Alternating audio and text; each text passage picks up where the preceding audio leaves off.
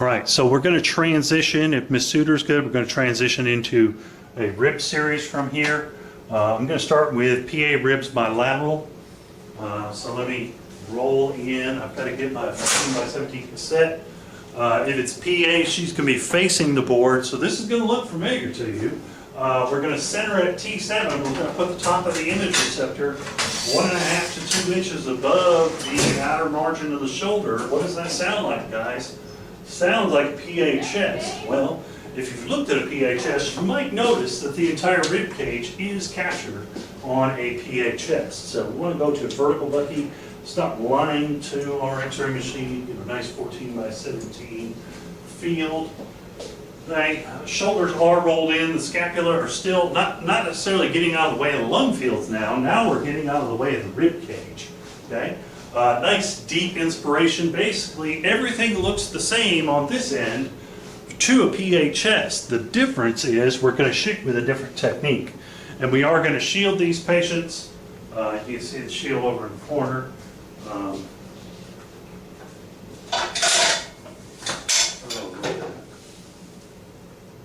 Boom, just like that.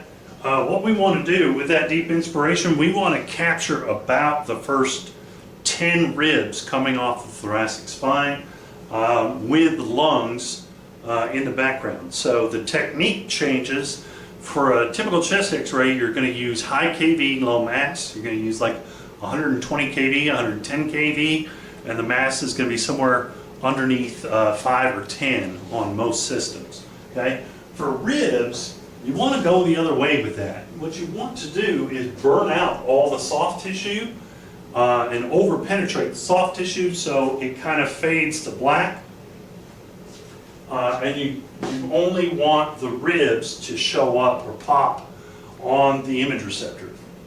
So the way that you do that, the way you get that differential absorption and that high contrast effect is you're going to shoot with a low kV. You're going to shoot with about 60, maybe 66 for hypersonic, okay? And then you're just going to boost the mass up. Now in the digital age, back in screen film days, we would shoot 66 at the patient's body weight. But we don't need near that number of photons now. We need about 1/4 of that right now. So I would say a good modern digital age technique for PA ribs, or for all ribs, it's going to be about 60, 66, but you want to do about 1/4 to 1/3 of the patient's body weight in the modern era. You'll still get the overpenetration of the soft tissue, and you're going to still make those ribs pop and really stand out and get rid of some of the fine vasculature of the lungs. You won't be able to see that as clearly. Okay? Everything else is just like a PA chest x-ray, including the breathing instructions, how we get those lungs to inflate maximally, taking a breath, blow the breath out, taking another breath, hold, and then we got maximum inflation of the lungs. We can see 10 ribs on our upper PA ribs bilateral. Okay? So now let's transition to an AP rib unilateral. Now, can't you do PA ribs unilateral? Absolutely. But I'm expecting you guys to be able to think and adapt and figure things out on your own. So I'm going to show you some of it and you put together. So I'm not going to show you AP ribs bilaterally, but by virtue of me showing you PA ribs bilaterally, you ought to be able to figure out the other one. So let's do a unilateral projection this time of Miss Suter's left ribs. Now what we want to do, this vertical line here, see her mid-sagittal plane there, and then the outer margin of her thoracic cavity here, right there at the axillary region. We want this vertical line to pass halfway between those. Halfway between the mid-sagittal plane and the lateral chest wall. That makes sense. That's where the left ribs would be. Yes, arm up.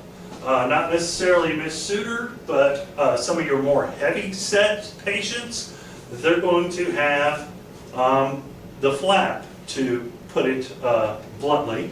They're going to have excess adipose tissue under their triceps muscle, and if their arm is left down by their side, you're going to get a skin fold artifact, and you're not going to get a definitive read there. You're going to have all sorts of skin fold lines running through the axillary region, and your radiologist is not going to be able to determine what lines are what. So let's remove the superimposition of the soft tissue of that arm on that side, have them raise that arm up, or if this isn't comfortable for them, let's say they've got bad shoulders, they can just give you the attitude, or say with the hand on the hip, right? And then if they want to, if they're more comfortable wagging their finger on the other side, that's fine. That might introduce motion though, but hand on the hip like they're about to sass somebody is also a good position for the AP ribs, okay? Now, what do we want to capture? Same basic real estate, just one side of the rib cage, ribs numbered 1 through 10. And the way that we do that, we center about T7. We open up the field to about 1.5 inches above the shoulder, just like we're doing for a chest x-ray. We're just moving over to the left side of the thorax, okay? From the midline, halfway between the midline and the lateral border of the thorax. Now we've got this backed out to 72. You probably want to bring this in for 40 for ribs, okay? Some texts do, some texts don't. I think the Merrill says 40 inches perpendicular for rib projections, okay? Affected side, yeah, abductor affected side arm, you got that one. Shield, expose on deep inspiration. That's the end of our unilateral upper AP ribs. Now, if we're going to go to lower ribs, we're going to switch to where is that thing? I'm going to switch to a 10x12 cassette because the lower ribs are just going to be 11 and 12, maybe half a 10, 11 and 12. You can capture these on a 10x12 cassette crosswise for just, it doesn't matter if they're hypersthenic or not, the ribs don't get bigger, okay? Just the adipose tissue. You don't need to capture the adipose tissue, you just need to capture those ribs. 10 only comes to the lateral margin. 11 and 12 are short of coming to the lateral margin. So I'm going to show you how to capture those and how to know exactly where those ribs are. Okay? So for lower ribs, what you're going to do, put your 10x12 cassette in, okay? And then what I'm going to do is I'm going to palpate for the iliac crest. The iliac crest is definitely below the rib cage, okay? You've got iliac crest, squishy, squishy, rib cage, okay? Roughly 2 inches above the iliac crest is where that lateral border of that rib cage is. You can palpate for that as well, but sometimes that, especially if people don't have a lot of meat on their bones, you can actually make that rib a little bit sore by mashing on it. So just watch that. We want the bottom of our image receptor to be at the level of the iliac crest, right about there, okay? Again, arm elevated, get it out of the way, okay? And the top of the image receptor should be in the neighborhood of the xiphoid process. You can check that. As you adjust your centering, bring your light field down, okay? Why is it not showing me a light field? Finicky Phillips, ladies and gentlemen.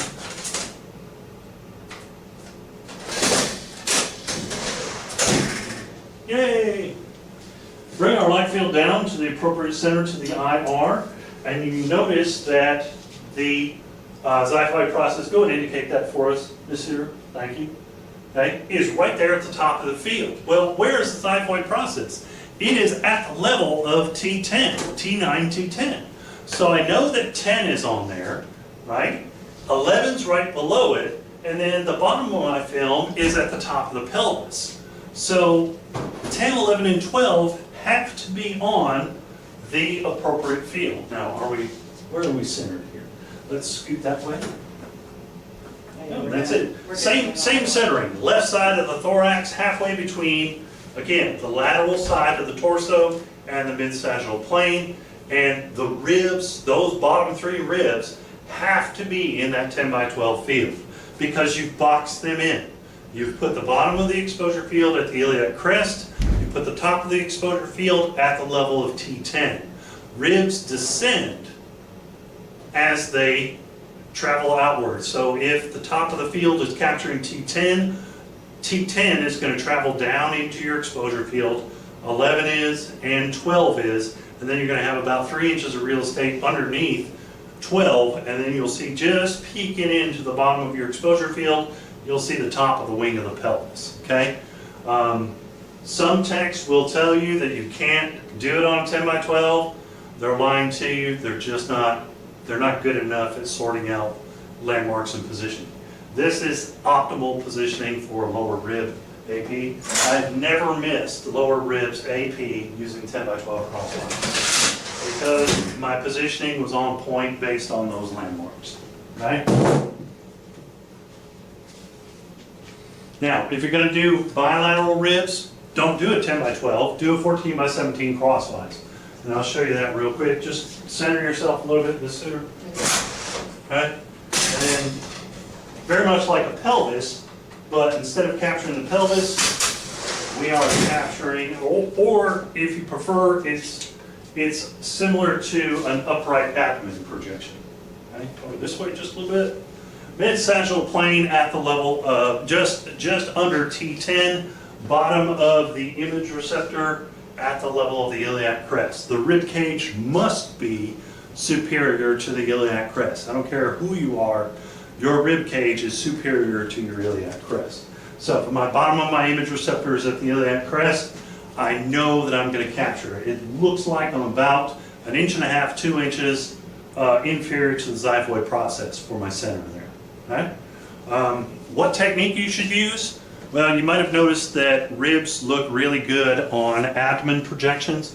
So just use an abdomen technique for your lower ribs. Now that we've got that 14 by 17 in there, let's do some obliques. AP obliques. And I'm going to let you figure out the PA obliques. But we are going to roll to about a somewhere between a 35 and a 45 degree angle, depending upon habitus. Typically straight, if you do straight 45s on everybody, not very many radiologists are going to fuss at you, okay? We do want to adjust. Again, we're doing upper ribs, so 1.5 inches superior to the shoulder with the shoulder relaxed. She's got her shoulder elevated. There you go. Okay, bring it back up. I guessed right. Bring it back up. We're fine. Okay? So you might notice I trimmed it a bit. It's only about 3/4 inches up, but that's because her shoulder's artificially elevated. But if she relaxes it back down, it's 1.5 inches above the shoulder. Now, we want to cant the torso and the abdomen 45 degrees. Remember the trick with the tile for the oblique C-spines? If the tile on the floor is square to your image receptor, then you can just put their feet on a diagonal of the tile and the rest of the torso, as long as they're standing up straight, the rest of the torso will follow through. Now, typically with oblique ribs, you can only capture one side at a time. It doesn't make sense to do oblique uppers and open for both sides. You can actually trim this in to just the left side.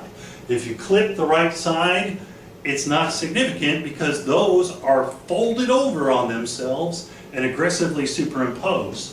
Okay? So the downside obliques on the AP oblique is showing you this axillary portion. Notice that's the portion of the rib cage that is closest to the image receptor for Miss Suter right now. Okay? Right underneath the flank and the axillary region, what we're doing is we're putting that against the image receptor and then shooting the central ray straight into it. Okay? So what this does is it'll flatten out the ribs and straighten them out, kind of like we rolled them out flat onto the projection. Okay? But they only show side down. Side up is going to be folded and doubled over themselves, and it's not usually diagnostic quality because there's so much, you're adding superimposition to the side up. So if we're going to do, this would be an LPO. If we're going to do an RPO, we just have her pivot that way, line up her feet to that diagonal again, okay? And should be, yeah, centered right there. We can mark above the shoulder. Remember that the ribs 1, 2, and 3 are smaller in diameter. The rib cage tapers at the top, so it's a smaller diameter. You can overlay shoulder anatomy for this projection. It's not going to affect the diagnosis, but there's usually enough real estate just above the shoulder that you can put your marker above the shoulder in the lateral superior corner of the radiograph. Breathing instructions for both of these are taking a deep breath, blow it out, another deep breath, and hold it. Again, We want maximum inflation on lungs so we can see the top 10 ribs in an oblique posture, okay? 40 inches at the level of T7, but you're going unilateral, so center to the right side of the thorax and then center to the left side of the thorax when you're doing RPO versus LPO, okay? If you are going to do oblique lowers, sometimes it adds to the study, especially if you have a hypersthenic person. An oblique lower might be useful, especially if they have arthritis at the costovertebral joints or costotransverse joints at the spine. You get a better view of those. It's very much like the centering we did for the AP. I'm not going to take the time to show you guys.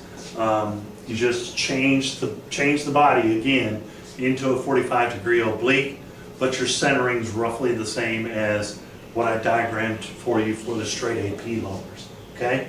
Breathing instructions for the lowers, we want the diaphragm to raise up. So when you're doing lowers AP or AP oblique, you change the breathing instructions. Now take a breath out and hold it out, or blow all your breath out, hold it out. That will make the diaphragm raise up, and you'll get a more uniform field superimposing those lower ribs. Okay? All right, we're going to take a small break here. I've got to get a drink of water. Let Miss Sitter take a rest, and then we're going to wrap up with the sternum today. Okay, wrapping up for today, guys, we're going for a lateral sternum. Let me find my card here. So arms elevated if the patient's laying down, or arms drawn posterior. So typically what I'll instruct my patient to do is I'm going to say, okay, what I want you to do is lace your fingers behind your back here, okay, and then straighten your arms and roll your shoulders back.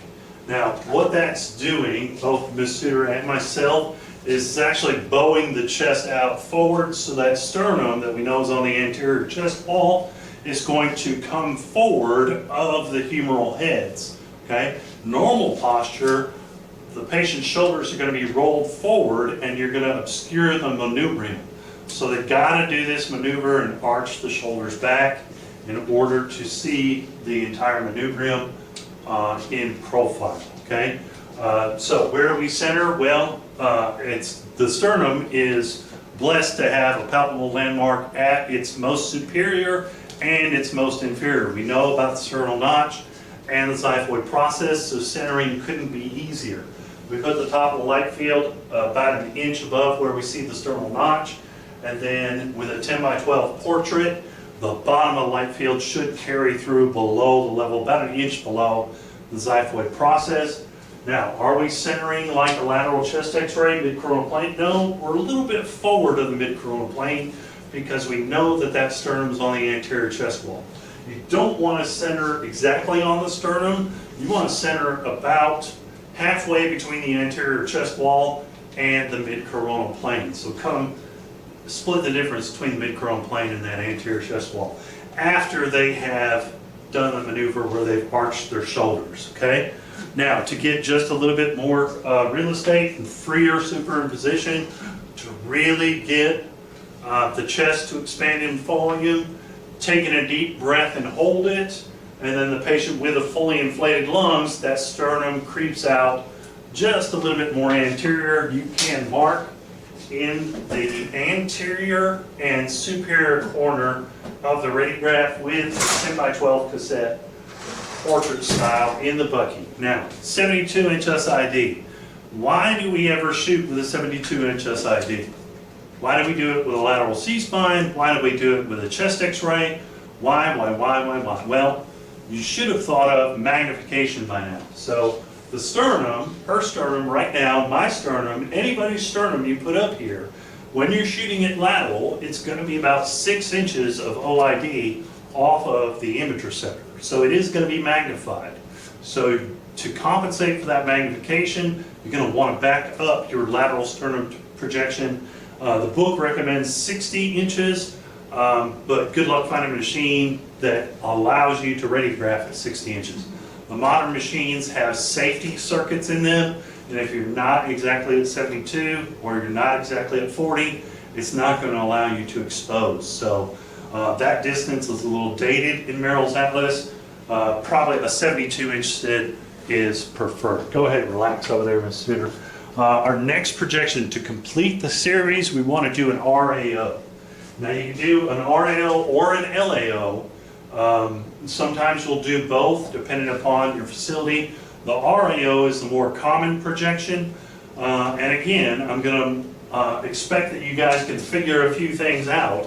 I'm going to show you the RAO. You're going to have to figure out how to do an LAO all on your own. So first of all, it's a right anterior oblique, so it's actually a PA projection.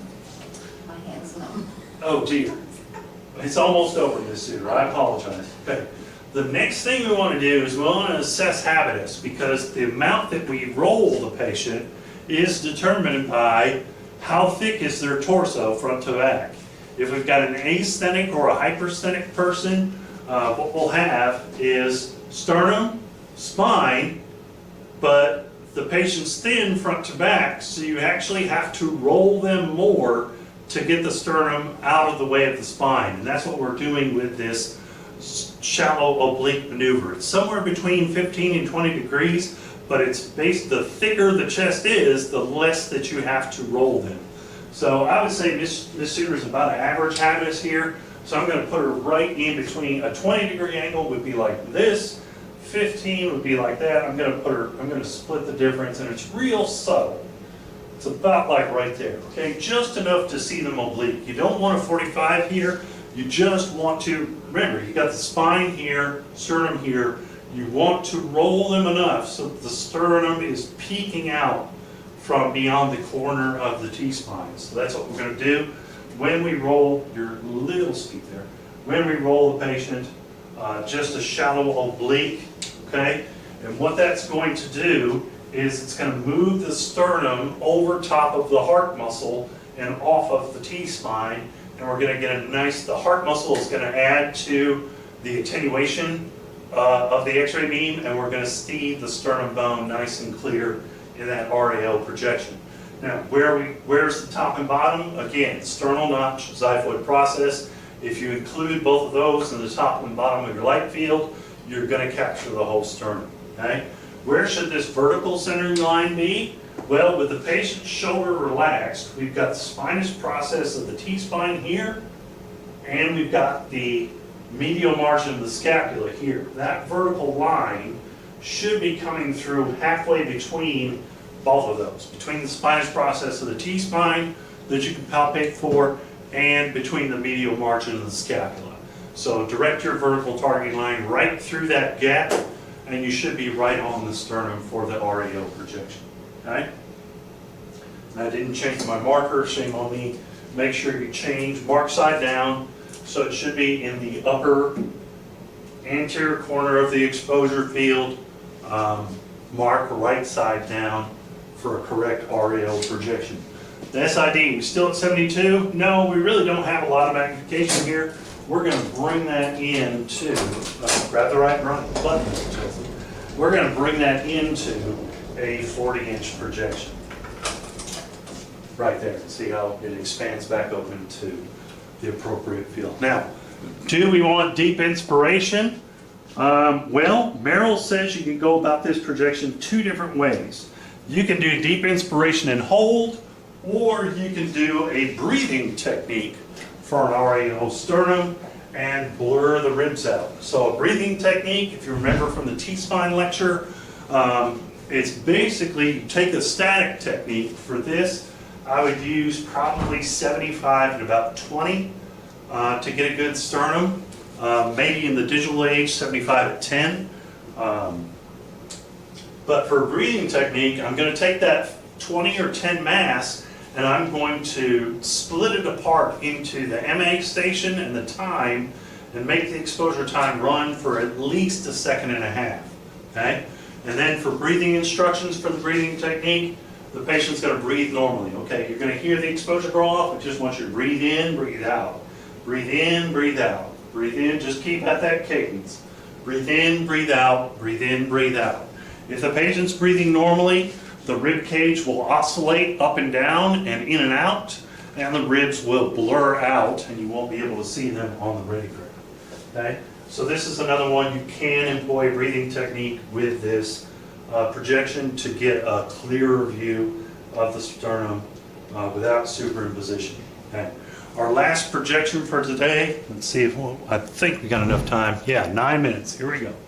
We have to do oblique, straight on and oblique SC joints. So basically, it's center at the sternal notch. We're just going to bring our image receptor up to the level of the sternal notch, 40 inches. If we're doing a straight PA, we just want to make sure the patient is absolutely square with no rotation. Now, how big are those SC joints? Well, they're about 1.5 inches apart, okay? You want all the heads, the clavicles on there. You can palpate to the field, but I'll tell you right now, if you go about 4 inches across, 4 or 5 inches across by 4 or 5 inches top to bottom, that's plenty of field for bilateral SC joints with a straight PA projection, okay? The central ray exits at the level of the sternal notch, which is 3 inches inferior to the vertebral prominence. So remember, we've got vertebral prominence here. I'm about 2 inches inferior to the vertebral prominence. I can come down just a little bit more and I'll be going straight through the sternal notch here. So adjust my center there. 10 by 12, portrait or landscape style, it really doesn't matter because you're collimating down to 5 by 5 or 4 by 4 if you're really aggressive. Okay, some of the technologists are a little skittish about collimating in that type, but really the anatomy fits inside a 4 by 4 square. I don't know why you wouldn't collimate in.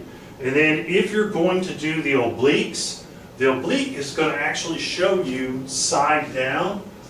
So you're actually going to roll them 10 to 15 degrees side down and then bring the side down to the center of the image receptor. You're actually angling across the spine to do that, okay? So that would be the left side SI joint. Bring that SI joint to the midfield, so about 1 inch toward me. She moved the mid-sagittal plane about 1 inch this way, okay? Because it's about 1 inch off of the anterior mid-sagittal plane. And then roll that side down about 10 to 15 degrees. And then shooting the other one, we just roll out the other way. And then again, shift so that that sternoclavicular joint is at the center of the image receptor. Not that hard to do oblique SC joints, okay? That's all I got for you today, guys. I'd like to thank Ms. Suter again for being a good professional assistant and a good patient model. I miss you guys. We will see you all next time. Next time is going to be skull projections. It may be Ms. Suter. We might involve the whole department by the time we're done recording these things. So we'll see.